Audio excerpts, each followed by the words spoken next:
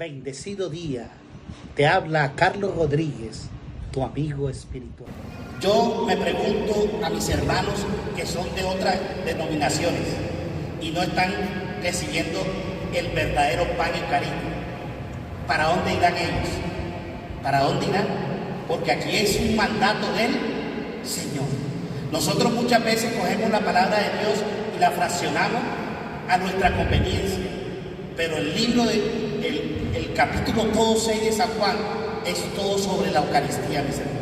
Y si seguimos más adelante, en el capítulo 6 del versículo 60, el mismo Jesús le dice: ¿y ustedes no quieren también irse? ¿Y qué les contestó Pedro? Señor, ¿a dónde iremos si solamente tú quieres palabra de vida eterna? ¿Ah? Entonces, mis hermanos, lo más importante es que tú vengas no solamente a la misa, sino que recibas su cuerpo y su sangre. ¿Por qué? Porque cuando recibes el cuerpo y la sangre, te vuelves otro Cristo, mis hermanos. Ya no vas a decir, es que, como lo decía San Pablo al final de sus días, es que ya no vivo yo, sino es Cristo quien vive en mí. Pero una prefiguración de la Sagrada Eucaristía lo podemos tomar del primer libro de Reyes, ven, Adolfo, capítulo 19, del versículo 4 al 6. Primer libro de Reyes, capítulo 19, capítulo del 4 al 6. Primero de Reyes. Anduvo por el desierto una jornada de camino, hasta llegar y sentarse bajo una retama.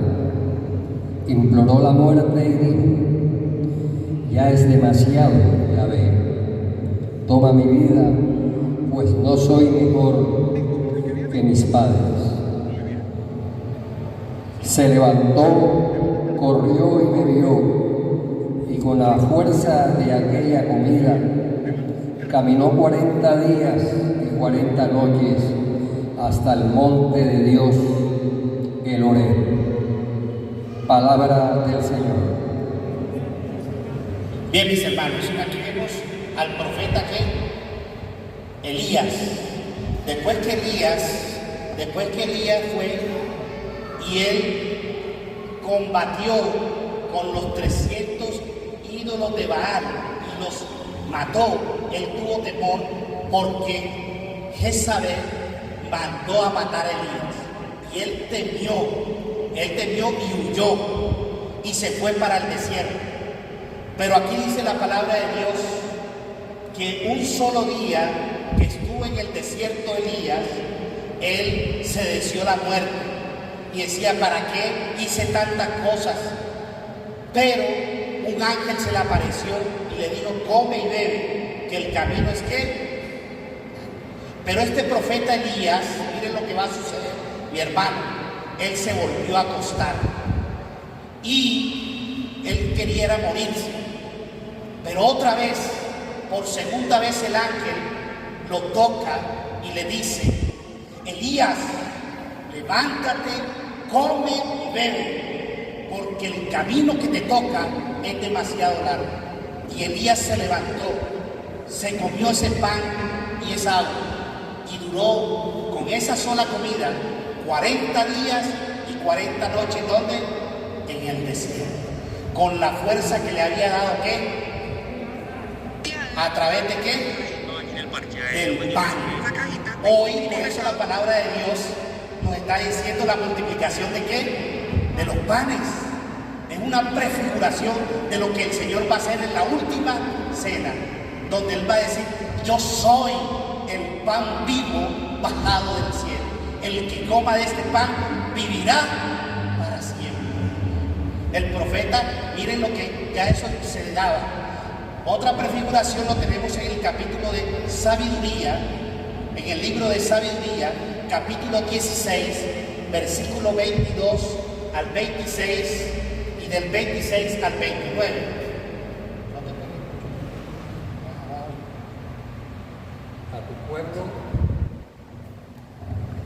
A tu pueblo, por el contrario, lo alimentaste con manjar de ángeles, y lo mandaste desde el cielo un pan preparado sin fatiga, que producía gran placer y satisfacía todos los gustos.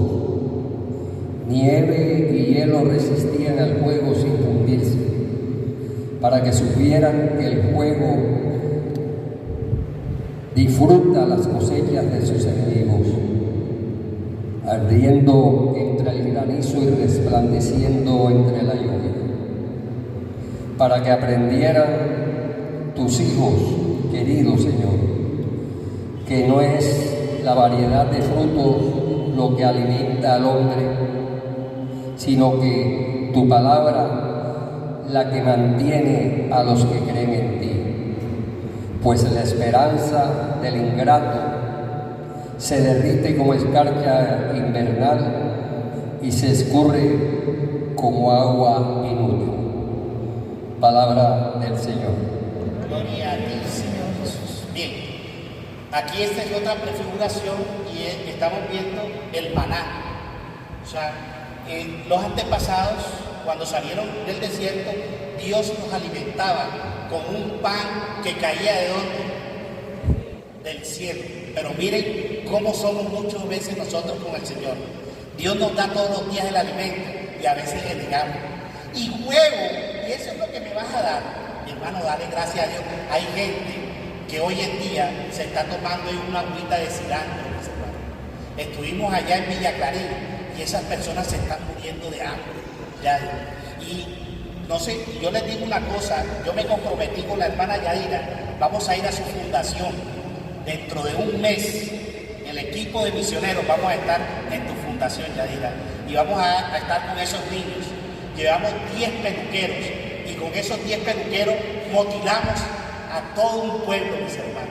Personas que no tienen ni siquiera para motilarse, para comer. Y nosotros que tenemos el alimento y estamos renegando de Dios. ¿Sí o no? Qué desagradecidos. Así también era el pueblo judío. Todos los días Dios los alimentaba ¿con qué? Con el maná. Pero miren, mis hermanos, algo que tenía ese maná. Dice la palabra de Dios que se convertía en lo que la persona quería. Si esa persona quería comer pollo, el maná sabía ¿qué? A pollo. Decía, yo hoy quiero comerme una carne. El maná sabía ¿qué? Y aún así Dios le daba a su pueblo, pero el pueblo le negó de Dios. Pero viene algo donde Dios le va a decir que ese maná se va a derretir al primer rayo del sol. En el versículo 29 y siguiente dice que el fuego no podía destruir ese pan, solamente era destruido por el primer rayo del sol. ¿Para qué? Para demostrarle Dios a su pueblo que hay que adelantarse antes de que salga el sol para darle gracias, mi hermano. Si tú te levantas ya a las 6 de la mañana, salió el sol, mi hermano, las bendiciones no te van a llegar. Hay que levantarse desde las 3, 4, 5 antes de que salga el sol para hacer una alabanza y colocar a Dios en el primer lugar de tu vida. Si tú lo colocas a Él, todo lo que te viene en el día es bendición para la gloria de Dios. Amén. Y quiero terminar con San Lucas, capítulo 24. Ven, Adolfo, versículo del 28 al 32. San Lucas, capítulo 24, versículo del 28 al 32. Y ahí están los discípulos de Emaús. Del 28 al 32.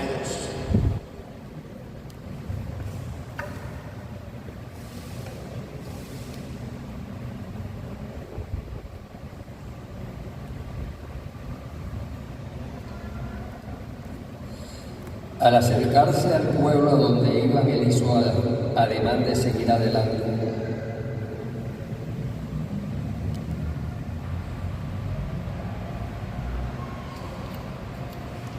Se dijeron unos a otros, ¿no estaba ardiendo nuestro corazón dentro de nosotros cuando nos hablaba en el camino y nos explicaba las Escrituras? Palabra del Señor. Bien, muchas gracias. Otra persona que venga y lea. Venga, mi hermano. Porque esto es, ven ya, ven. Con eso termino la palabra de Dios. Hay muchos textos. Hay muchos textos. Del 20.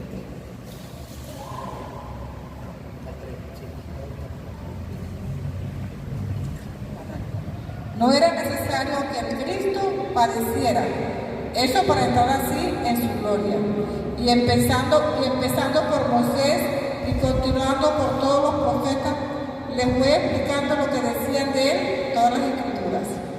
Al acercarse al pueblo a donde iban, él hizo además de seguir adelante, pero ellos le rogaron insistentemente: quédate con nosotros, porque atardece el día.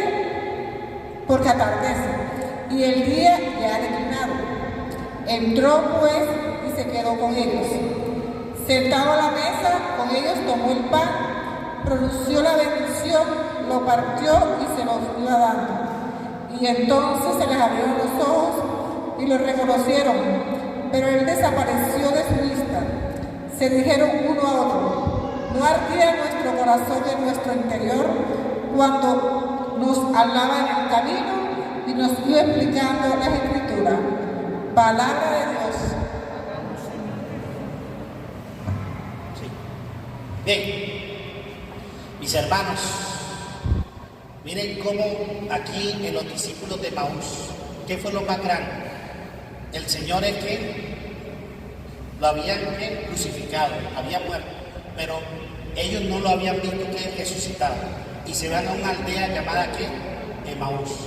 Van de camino, pero van como tristes. Y el Señor se les aparece en el camino. Y Él les empieza a hablar de ¿qué? De las. Y no lo reconocieron. Pero cuando Él hace ademán de ir, a mí me impresiona esta palabra. Dice que el Señor hizo que se iba, pero yo, quédate con nosotros. Se va a quedar en la mesa. Cuando se queda en la mesa, dice que Él va a partir ¿qué? Y cuando partió el pan, ¿qué sucedió? Esto que quede bien claro, ¿qué sucedió? Dice la palabra de Dios que Él desapareció.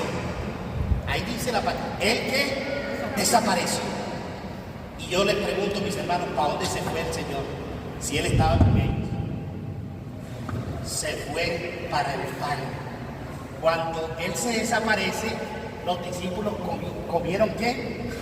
Y cuando comen el pan, van a decir: es Él, Señor. Solamente tú y yo que conocemos a Jesús, es en la Eucaristía, mis hermanos. No hay otro lugar. Ahí es donde está vivo, presente y resucitado. Un aplauso para el Señor. Fuerte. Tenía 3 testimonios, solamente voy a decir uno. Y antes de decir ese testimonio, quiero compartir con ustedes, mis hermanos. Yo hace 2 años estuve predicando en La Guajira, en una convención que se denominó El Poder del Santo Rosario. Yo viajo por toda Colombia dando esta enseñanza. Y estando allá, en La Guajira, hicieron un congreso de toda Colombia. Vinieron una predicadora de Panamá, vino una señora llamada Mireya, estuvo con nosotros Mona, o sea, unas personas que eran marianas. Y estuvimos allí en ese congreso, y yo fui el que abrí el congreso El Poder del Rosario. Pero cuando estaba allí, mis hermanos, yo reconozco que ustedes ven esta pipa, esto no es gratis, muy glotón, me gustaba comer demasiado. Entonces ya me habían servido la comida, y otra señora que estaba allí en el retiro: Carlos, aquí te tengo esta carne, y me dio esa carne, y yo me la comí con qué ansia hermosa. Desde ese momento mi cuerpo empezó, o sea, desde que me comí esa carne, me vine de ese congreso y automáticamente llego a mi casa y le digo a Lona, llévame para la clínica porque me estoy muriendo. Me pusieron en la Misericordia, me llevaron a la clínica de la Misericordia aquí en la vía 40. Me hacen todos los exámenes.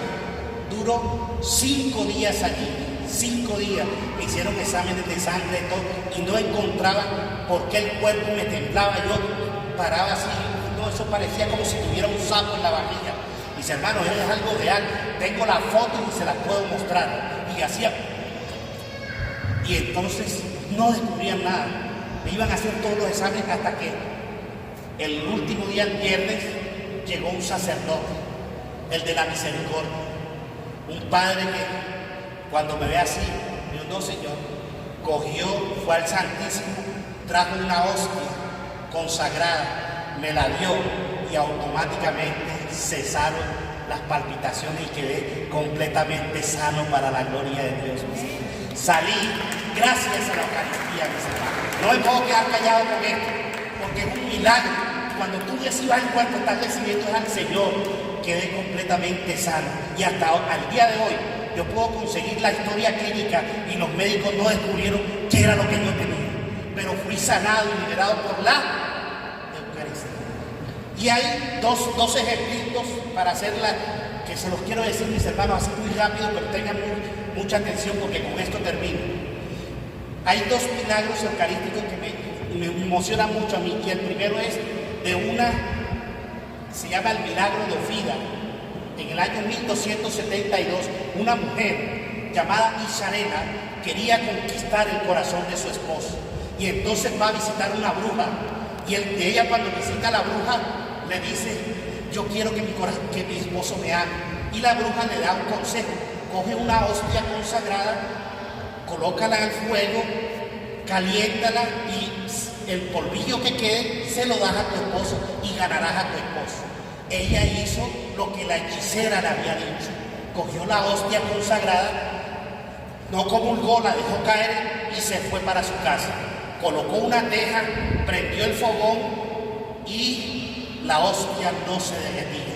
La hostia comenzó a sangrar.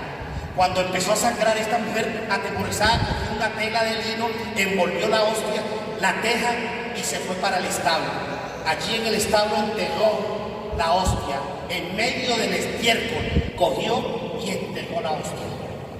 Cuando su esposo, ya como mostazo, va a entrar con la mula al establo, la mula no quería entrar. Y el esposo empezó a pegarle, y la mula no quería entrar. Y entonces le dijeron, ¿qué pasa? Él dijo, uy, esta bruja, ¿qué fue lo que hizo? Y él cogió una vara y le pegó más duro a la mula, y la mula entró, pero de rodillas al establo, y se postró ante el Señor. Eso le conmocionó mucho allá como Mostazo, y fue a pegarle a Echarela. Cuando le dio golpes, le dijo, tú eres más perversa, mala, me voy, y se fue.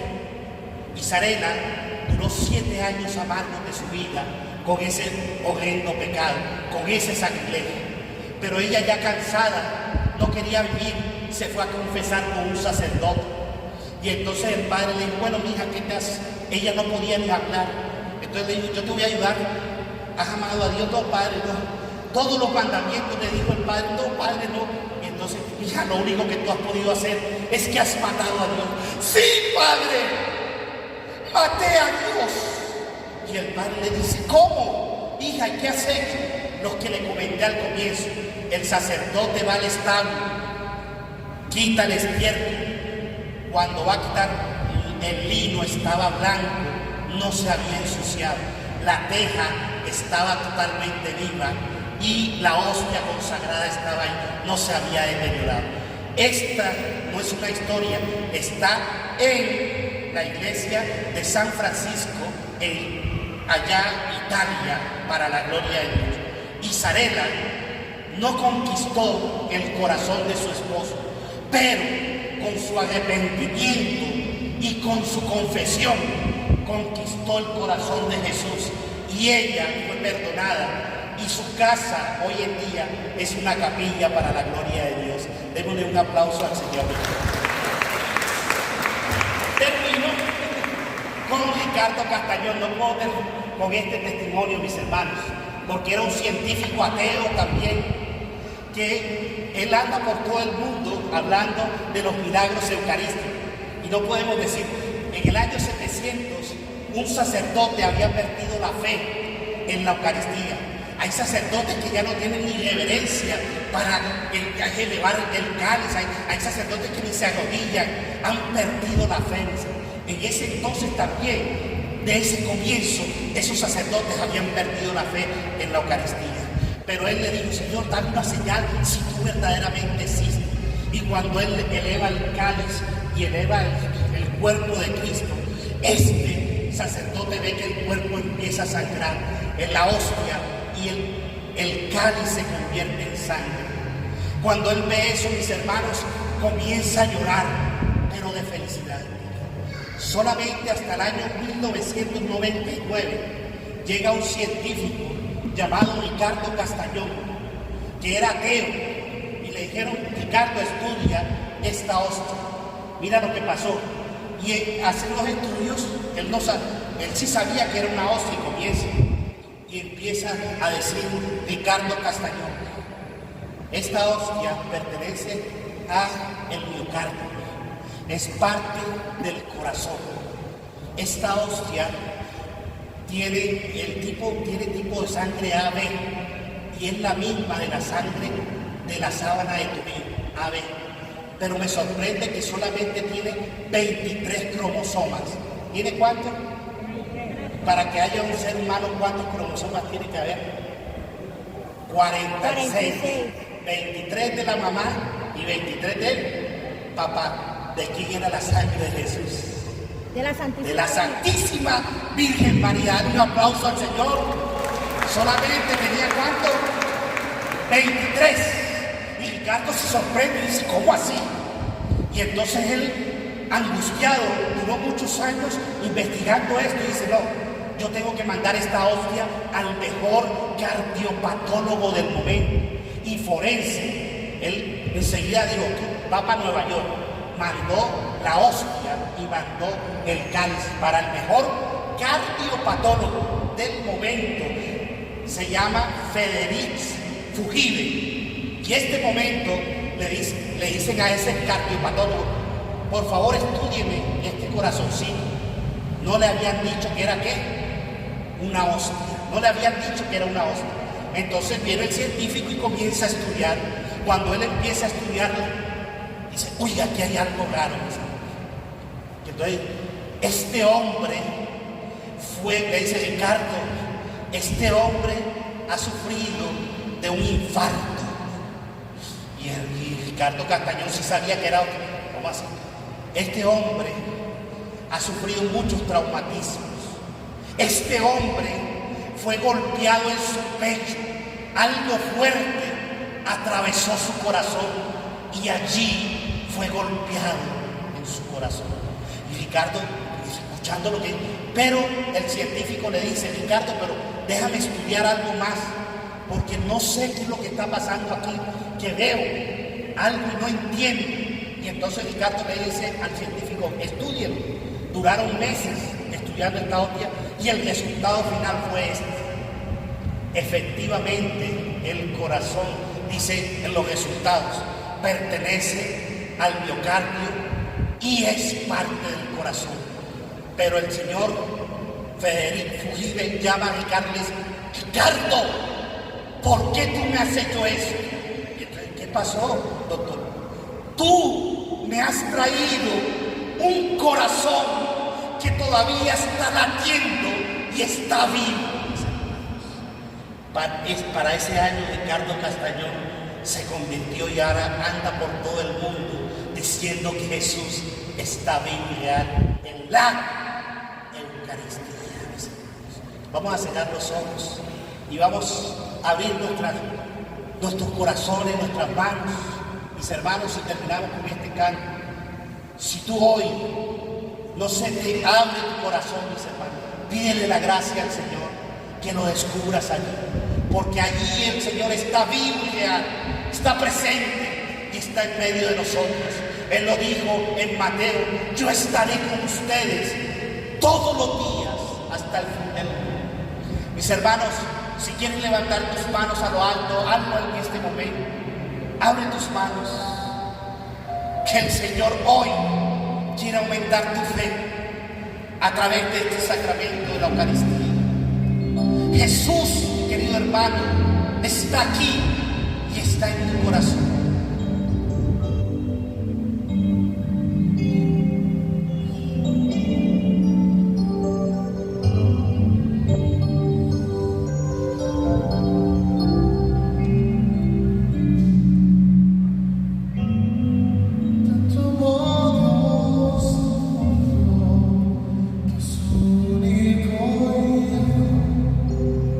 Ah.